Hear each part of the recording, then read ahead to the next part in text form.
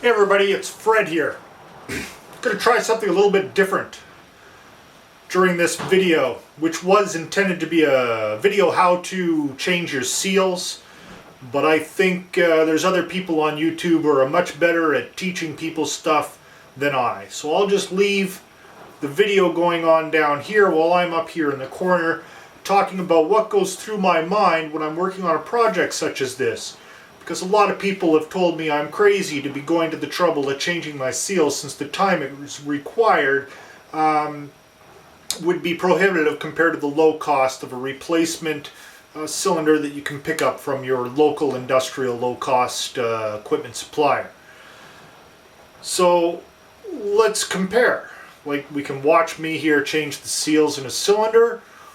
What goes along, what goes good, what goes smooth, what goes right. $15 of seals, a couple hours to work on a cylinder, compared to a low-cost cylinder which might go for 150 bucks. So let's talk about what's involved with the low-cost cylinder choice, and see if this seems logical in comparison.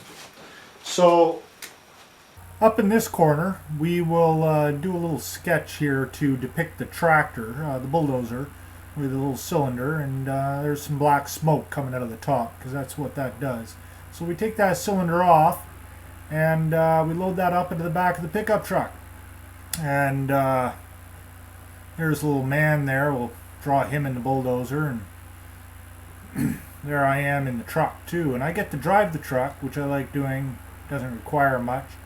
Black smoke comes out of the truck too, and that cylinder gets put into a pile over there at my local scrapyard, and they have a great big machine there with a magnet on the end. It's also burning oil, a little smoke pouring out of there.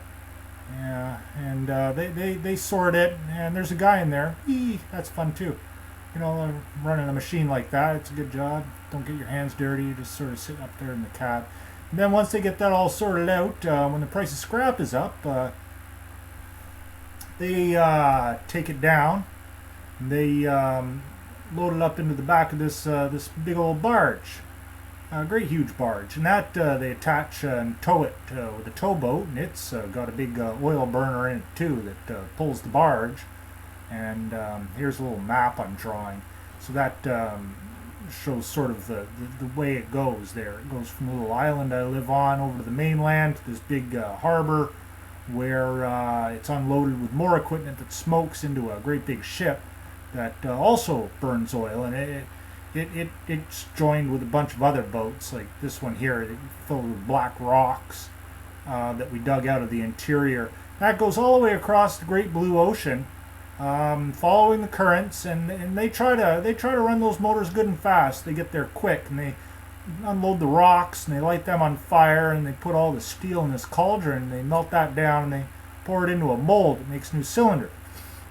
But this cylinder here can't be rebuilt. They put new seals in it and whatnot, but it's a really cheap cylinder, as small and light as you can build.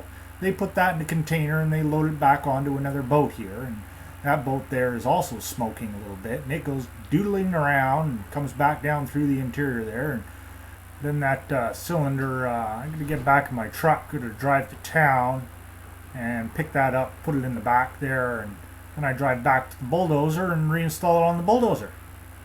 And that is the cost-effective, as opposed to the non-cost-effective method, which I'm employing here, and taking apart these cylinders and replacing the low-cost seals.